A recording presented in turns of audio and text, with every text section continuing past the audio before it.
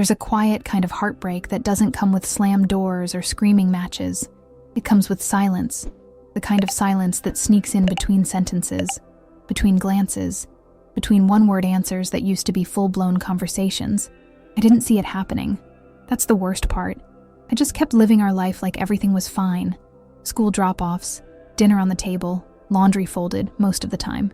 From the outside, we looked like any other mother and teenage son navigating this weird, hormonal, eye-roll-filled stage of life. But something had shifted, and I couldn't name it. Not yet. My son, Caleb, is 15. He's always been on the quieter side, the kind of kid who thinks deeply and speaks only when he has something to say. He's tall now, taller than me, with messy, dark brown hair that never seems to stay down, and soft hazel eyes he clearly got from his dad. He still eats cereal like it's a food group and leaves his socks everywhere, but the version of him I've known all my life started slipping away, one little moment at a time. At first, it was subtle. He used to come into the kitchen and talk while I cooked, tell me about his day, his teachers, what someone did that was so weird in math class. Lately, it was fine, or nothing. He used to watch shows with me at night. Lately, he disappears into his room after dinner, door closed, headphones on, just tired, he says. And I believed him, because I wanted to. Until one night, I knocked on his door.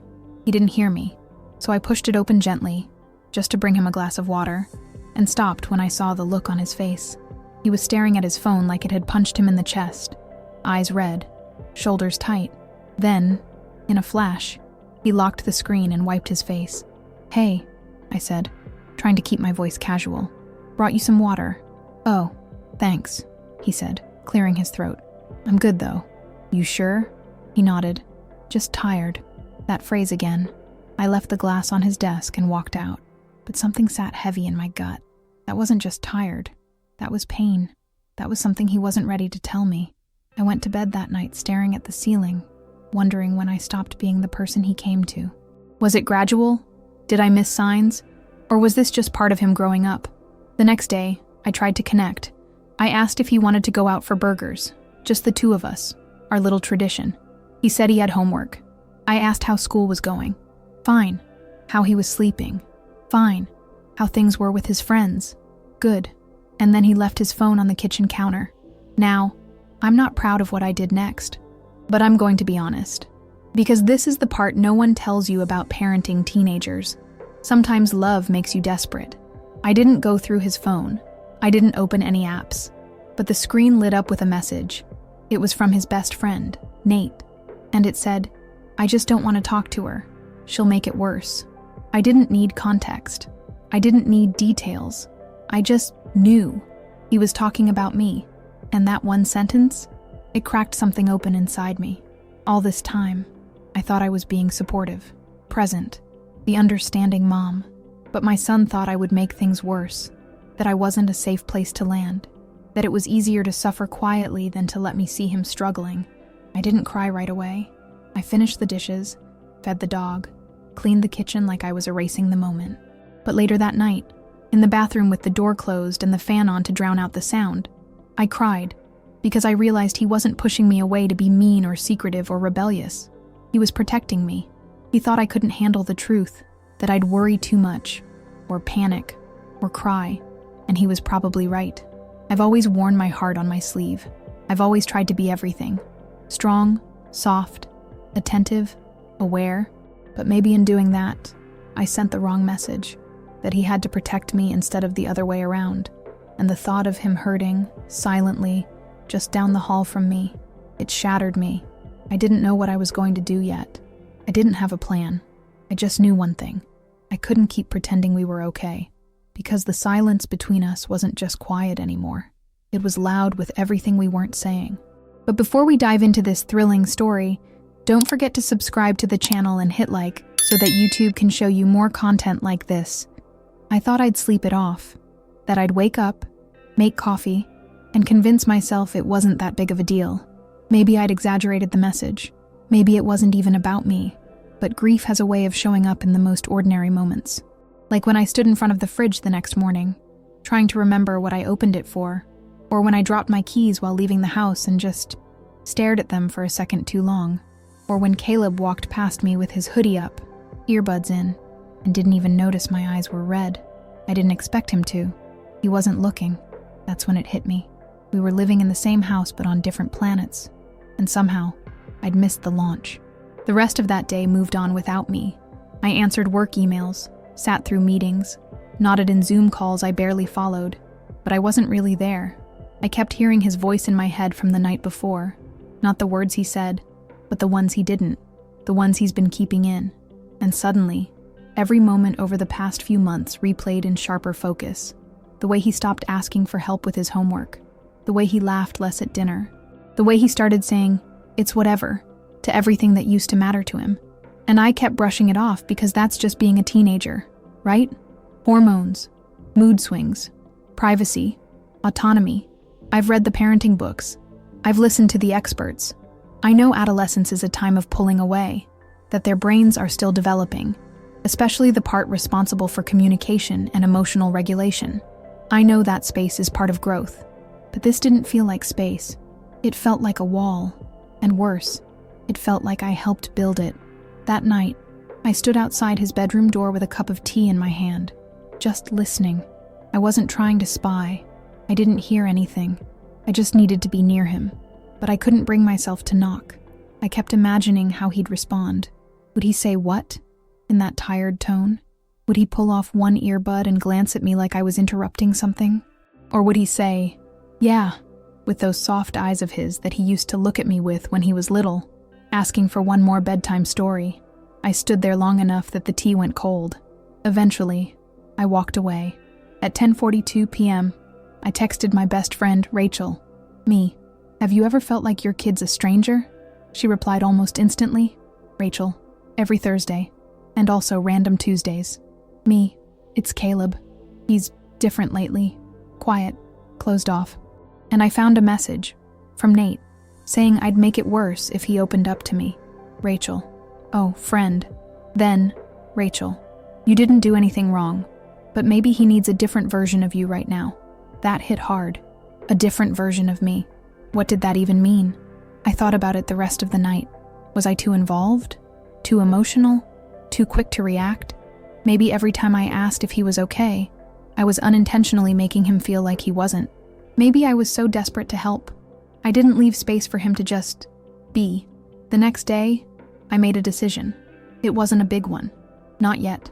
Just a shift. I woke up early and made pancakes.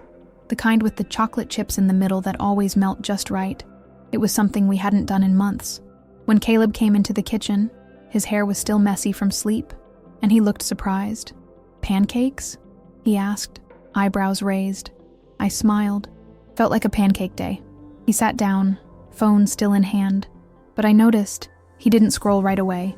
He took a bite and said, "These are good." It was small, but it was something, so I didn't push. I didn't ask questions. I just let the moment sit between us, warm and light and quiet. Later that evening, I went into his room. This time, I knocked. He grunted something that meant come in, and I did. He was on his bed, headphones off, staring at his ceiling. "Can I sit?" I asked. He shrugged. "Sure." I sat on the edge of the bed, silent for a moment.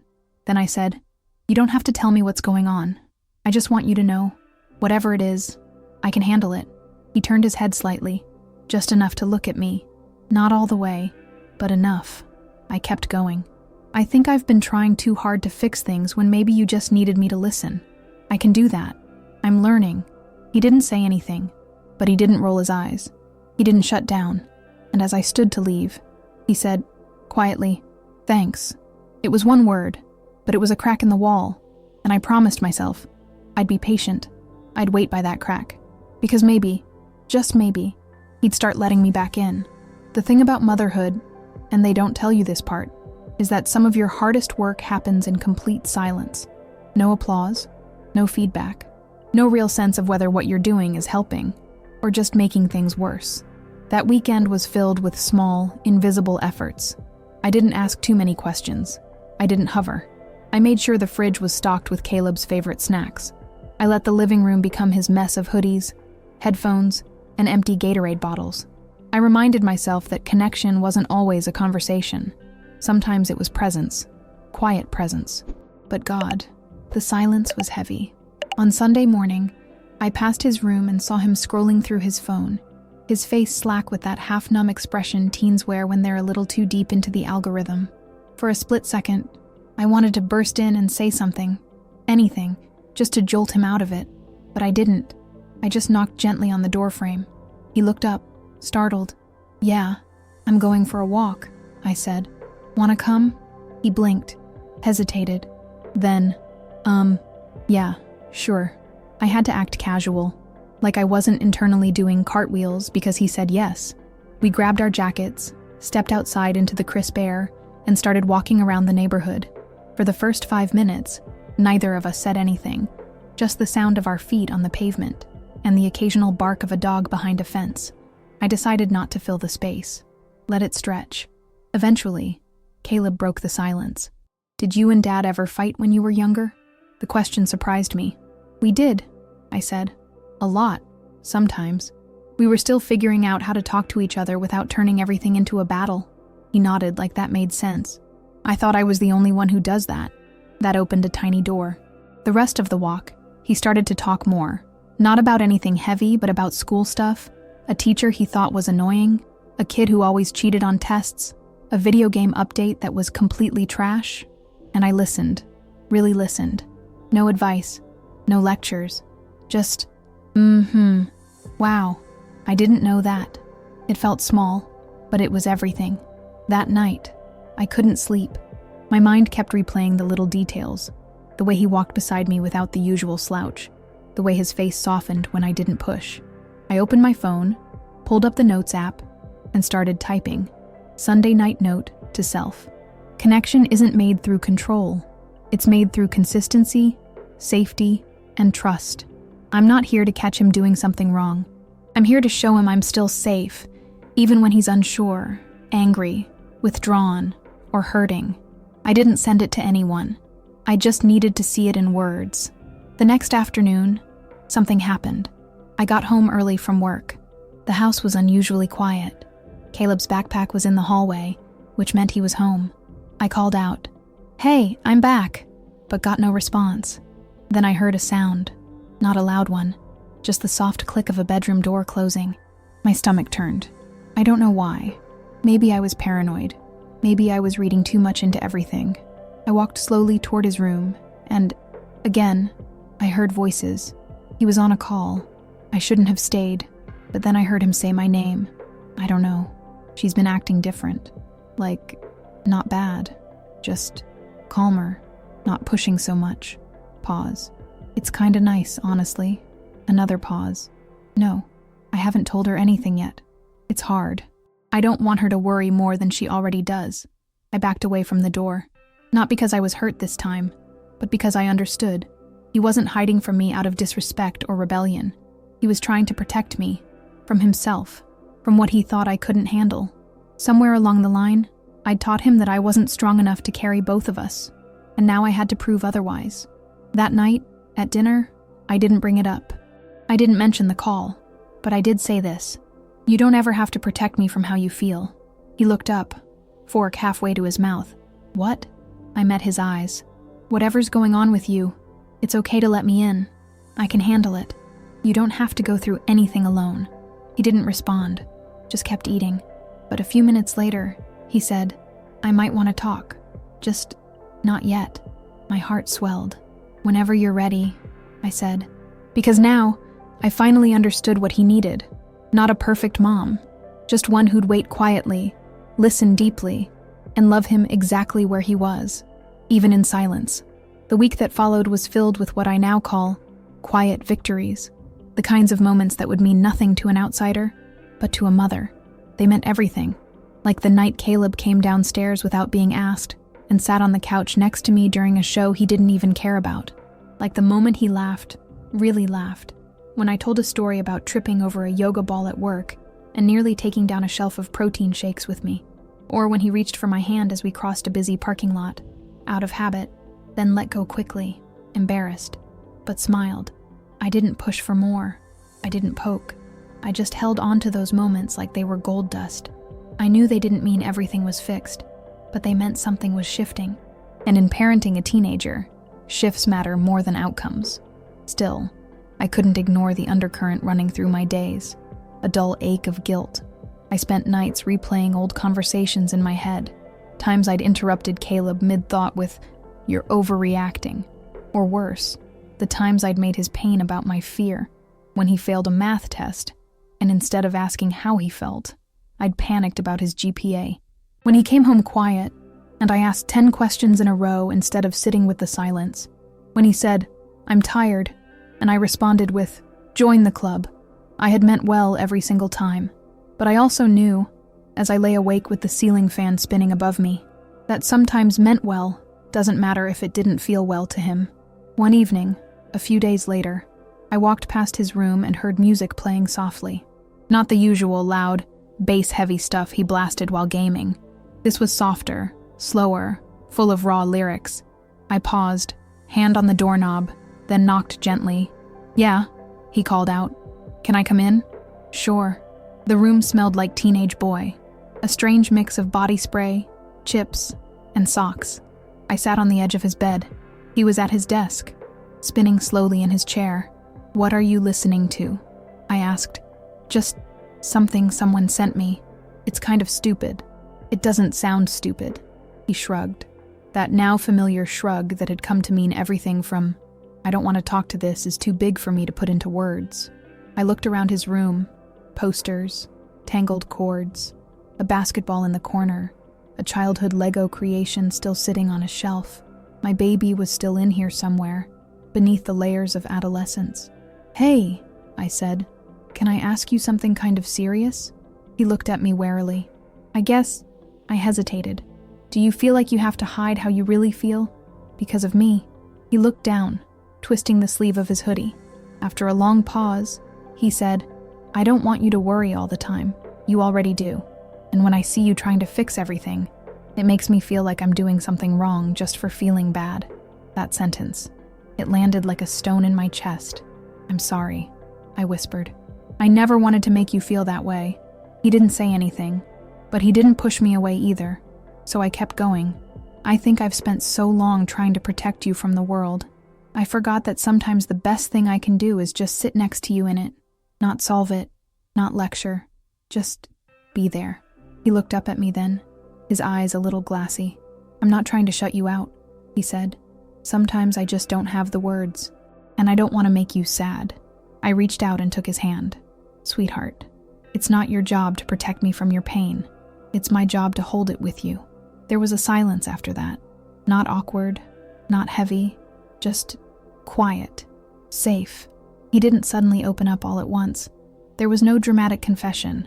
But that night, he sat beside me in the living room again. This time, he leaned his head lightly on my shoulder for a second. And I let myself believe, maybe we were building something new. Not the closeness we used to have, but something deeper, more honest, more grown. Because parenting teenagers isn't about getting back to what you had. It's about letting go of the version of them you miss, so you can meet the version of them that needs you now. Even if they don't say it out loud, even if they only show it in silence, even if it takes time. And for the first time in weeks, when I went to bed that night, I didn't replay the worst-case scenarios. I replayed that moment, his hand in mine, his voice soft, and the unspoken truth hanging between us. He still needs me, just differently. And if you are enjoying the story, help us out by subscribing to the channel and giving a like. There's something fragile about progress with a teenager. It doesn't march forward in a straight line. It stumbles. It hesitates. Some days, it even hides under the covers and refuses to speak until noon. The morning after our quiet conversation, I expected, I don't know, maybe more openness, maybe a hug, or a few extra words before school. But Caleb came down the stairs the same way he always did. Hoodie up, earbuds in, eyes barely open, grabbing a cereal bar like it was part of a survival drill. I smiled at him. He nodded back. That was it. At first, I felt a flicker of disappointment. Had last night not meant as much to him as it did to me? Had I misread that moment? The softness in his voice, the way he let me hold his hand, the leaning on my shoulder like he used to when he was little. But then I caught myself.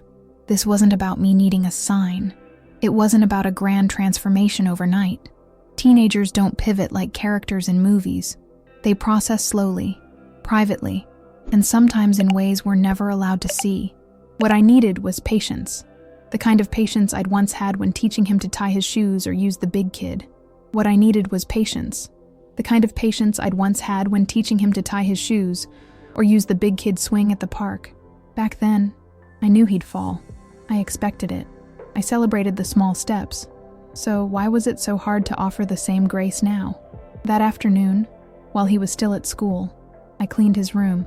Not out of spite or nosiness, but because I needed to do something tangible. I picked up his laundry, straightened the books on his desk, and folded a hoodie that had been crumpled at the foot of his bed for 3 days. Under his pillow, I found an old notebook. I opened it just enough to see the first page. Nothing personal, just a few scribbled lyrics. Some messy guitar chord sketches, but something about it made me pause. He was trying to express something, just not to me, and I understood that more than I wanted to admit. When I was his age, I wrote poems I never showed anyone. I kept a journal under my bed with words I didn't have the courage to say out loud. He was like me, maybe more than I realized. That evening, I decided not to ask him questions, not to fish for conversation or force a moment. I just made his favorite dinner, homemade mac and cheese with roasted broccoli, which he claimed to hate, but always ate. When he came home, he dropped his backpack and hovered near the kitchen. "What's the occasion?" he asked, eyeing the cheese bubbling in the oven. "No occasion," I said. "Just wanted you to know I was thinking of you." He nodded slowly, like he wasn't sure what to do with that. Then he mumbled, "Smells good," and disappeared upstairs. I heard his door click shut. A few minutes later, he came back down. I tried not to look surprised. He sat at the table, pulled his hoodie sleeves over his hands, a nervous habit, and stared at his plate. "I didn't mean to make you feel like I don't want to talk to you," he said quietly, without looking up. My heart caught in my throat. "I know," I replied.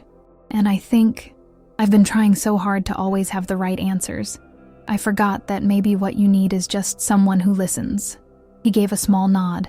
Then, after a long pause, he added, "Sometimes I don't know what I'm feeling until it's too late, or I think it's dumb, and I don't want to sound stupid." I reached across the table and touched his hand. He didn't pull away. "Nothing you feel is dumb, ever, and you never sound stupid. You sound like a human being, a growing, changing, amazing human being." He blinked fast, then shoved a bite of mac and cheese into his mouth to avoid replying. Classic Caleb, but I saw it, the tension in his shoulders easing just a little, the corners of his mouth twitching toward a smile he wasn't ready to show yet. That night, after he went to bed, I sat in the living room with a blanket around my legs and stared out the window. The streetlight cast a soft glow across the driveway. It reminded me of the nights I'd rock him to sleep in the nursery, whispering lullabies while watching headlights pass.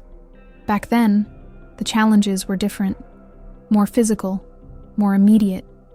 Teething, fevers, sleep regressions, but at least I could hold him. I could scoop him into my arms and fix things with a kiss or a song. Now, the pain was quieter, harder to reach, but I was learning that just being there, really being there, mattered more than I ever imagined. Tomorrow he might pull away again, or not. I didn't know, but I was learning to love him in silence, in stillness, in the small gestures that might go unnoticed. I was learning to meet him where he was, not where I wished he'd be, and for now, that was enough.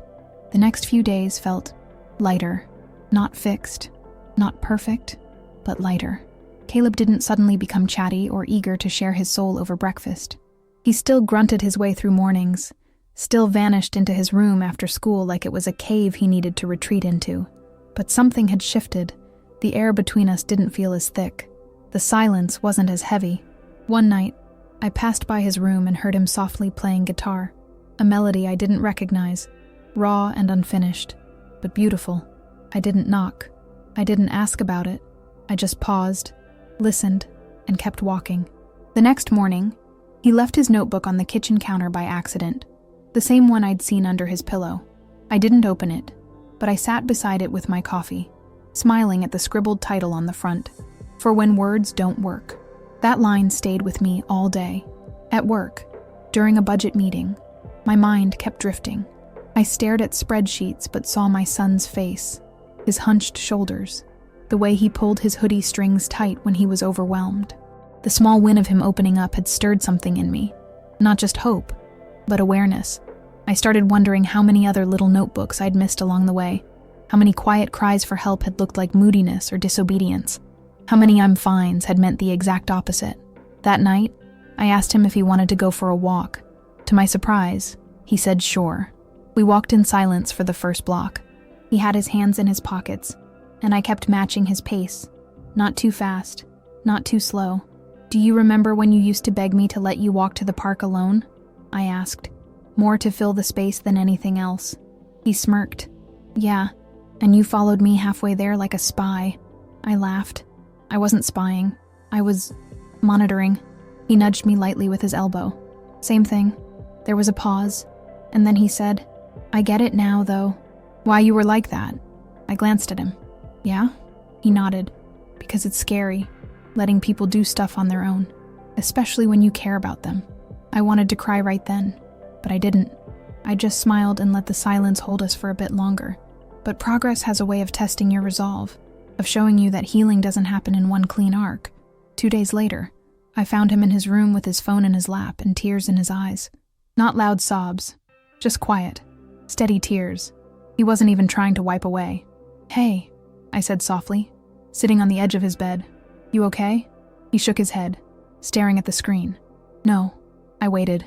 He finally turned it toward me. It was a post, a stupid, viral meme someone had shared in his group chat, making fun of people who struggle with anxiety, calling them weak, dramatic. The comments underneath were worse, full of sarcasm, cruel jokes. Some from people he knew. "I told one of them once that I get panic attacks," he said. "And now this." I swallowed hard. My chest ached. I didn't rush in with solutions. I didn't say just ignore them or they're just being immature. I took a breath and said the only thing that felt right. "I'm so sorry. That's cruel. And it's not true." He nodded, wiping his face quickly with his sleeve. "I hate feeling like this," he said. "Like, if I show anything real, people will use it against me. You never have to hide from me," I said. "Even if the world gets it wrong, I won't. I'm learning too, you know. And I'd rather learn with you than watch from far away." He didn't say anything, but he leaned his head on my shoulder, and we sat like that for a long time. Later that night, I stood in the kitchen again. Same spot, same dim light, and thought about all the ways motherhood had surprised me. I thought it would be about protecting him from the world, but sometimes it's about helping him survive it, piece by piece, moment by moment, and sometimes it's about knowing that a single night of silence shared on a bedroom floor can mean more than 1,000 conversations. He was opening up, and this time, I was ready to listen. The thing about healing is that it's invisible at first. There's no announcement, no neon sign that flashes, "You're getting closer." You just wake up one morning and realize the tension that once filled the room has thinned. The silences aren't as sharp. The conversations, though still brief, aren't so heavily guarded. Caleb didn't suddenly turn into the boy he used to be. He wasn't asking to hang out or pouring his heart out over dinner. But he started doing little things, leaving his door cracked open instead of shut tight, eating at the table instead of disappearing into his room, tapping me on the shoulder when I passed him in the hallway just to say, "Hey." Small things. And for the first time in a long while, I started believing we were going to be okay. Then life, as it tends to, tested that belief. It was a Wednesday afternoon. I was working from home, laptop balanced on the arm of the couch, a cold cup of coffee forgotten beside me. Caleb came in from school, dropped his bag by the door, and headed straight to the kitchen. I barely looked up, distracted by a half-written email, but something about the way he moved, stiff, rigid, almost rehearsed, made me close my laptop. He came back into the living room holding a folded piece of paper. His hands were shaking just slightly. "Can you sign this?" he asked, holding it out. I took it and unfolded it. It was a disciplinary form from school. Violation. Physical altercation. Details. Involvement in a fight during lunch hour. I blinked at the words. My chest tightened. "A fight," I said, trying to keep my voice calm. He shifted his weight from one foot to the other. "It wasn't like that. I wasn't trying to fight. It just Happened? What do you mean, it just happened? He shrugged, that frustrating, universal teenage shrug that carries the weight of I don't want to explain, and I don't even know how to explain all at once. I stared at the paper. I could feel old instincts rising, the ones that wanted to lecture, to demand, to fix, but I took a deep breath instead. Do you want to tell me what happened? I asked, softer now. He hesitated, looked away, picked at the hem of his hoodie. Then, finally, one of the guys who made fun of me, from that group chat, he started again, saying stuff in the cafeteria, calling me names, saying I was weak. He paused. I tried to walk away, he said. I did, but he pushed me, and I pushed back, and then it got worse. I set the paper down. Are you hurt? I asked. No, I mean, a little, but it's not bad. I nodded slowly. My mind raced, about the consequences, the phone call from the school, the conversations with the principal that were sure to come. But louder than all that was this. He tried to walk away first. He tried. I reached out and squeezed his hand. I'm sorry that happened to you, I said. No one deserves to be treated like that. He didn't respond, but his shoulders relaxed a little. You know there will be consequences at school, right? I added. He nodded. And we'll deal with them. Together. Another nod. I'm not mad, I said. And I meant it. I'm proud you tried to walk away. I'm proud you stood up for yourself. A flicker of something crossed his face. Relief, maybe. Then he said, I didn't want you to find out. I didn't want you to be disappointed. I swallowed the lump in my throat. I'm never disappointed in you for being human, I said. You're allowed to have feelings. You're allowed to make mistakes. That doesn't change how much I love you. He exhaled, slow and shaky, like he'd been holding it in all afternoon. We sat there for a moment. No rush, no pressure. Then I signed the paper, and as I handed it back, I said, next time something like this happens, you can tell me. I can handle it. Even if it's messy, even if it's hard. He gave a small, almost imperceptible smile. Okay. Later that night, I found a text from him on my phone. Just a simple, thanks for not freaking out. I stared at it for a while, smiling before replying, thanks for trusting me. Trust isn't something you demand from your kids. It's something you earn, slowly, patiently, with quiet moments and a lot of deep breaths.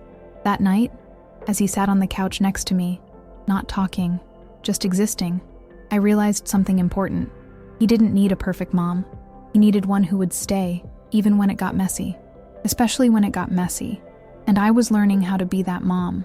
One mistake, one conversation, one trust fall at a time. Healing doesn't announce itself.